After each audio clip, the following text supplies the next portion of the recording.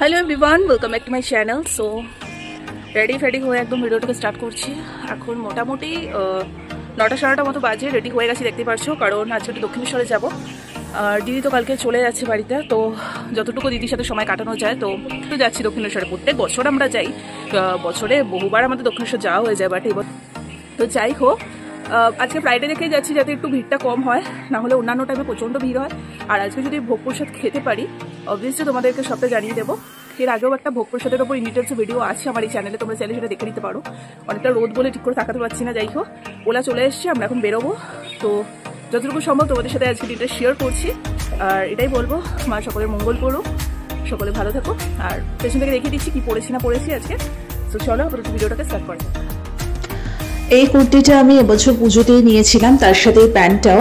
So আমার ভীষণ পছন্দের এই কুর্তিটা, আর একদম সিম্পল সেজে নিয়েছি, কারণ ওই সকালবেলা আর বেশি কিছু ইচ্ছাও করছিল না। তো যাই হোক অলরেডি ওলা চলে এসছে, আমি মা দিদি ভাই 4 জনে উঠে পড়েছি। এবার আমরা চলে যাব দক্ষিণেশ্বর।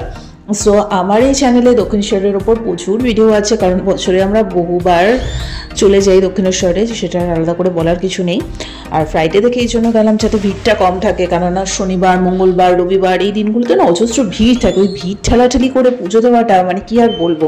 তাই আমরা সবসময় চেষ্টা করি হয় বুধবার না হলে শুক্রবার এরকম দিন দেখে দক্ষিণেশ্বরে যেতে। সো চলো এবার পুরো ভিডিওটা তোমরা একটু দেখতে থাকো। ভেতরে গিয়ে তো ভিডিও করতে পারবো না মন্দিরের চত্বরের ভেতরে গিয়ে, তাই বাইরে থেকে যতটুকু সম্ভব তোমাদের সাথে দর্শন করিয়ে দিচ্ছি দক্ষিণেশ্বর কালী টেম্পলে। মা তারা সকলের মঙ্গল করুক। সো চলো তোমরা পুরোটা দেখতে থাকো।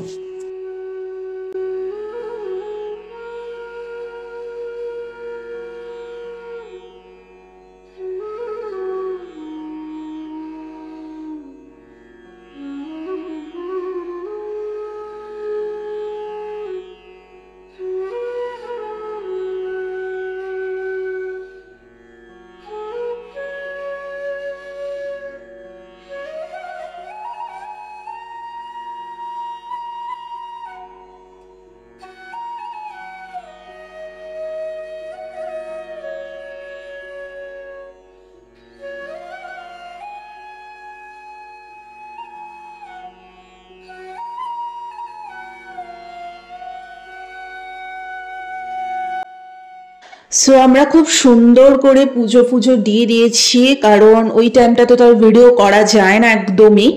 তো আমরা ডালা কিনে সুন্দর করে মায়ের দর্শন করলাম, তারপরে ওখানে 1:30টা থেকে ভোগ প্রসাদ দেওয়া স্টার্ট হয়। আমরা ভোগ প্রসাদ খেলাম মায়ের, এবং তোমরা ভোগ প্রসাদ খেতে গেলে মন্দিরের ভেতরেই কিন্তু যে পুলিশগুলো থাকে তাদেরকে বললেই ওরা টিকিটের ব্যবস্থা করে দেয়। 100 টাকা করে ভোগ প্রসাদের কুপন, এবং অনেক কিছু ওখানে দেওয়া হয় আইটেম। আর ভগবানের ভোগ প্রসাদ একটুখানি খেলেই না মনে হয় কি পুরো পেট আইঠাই করছে।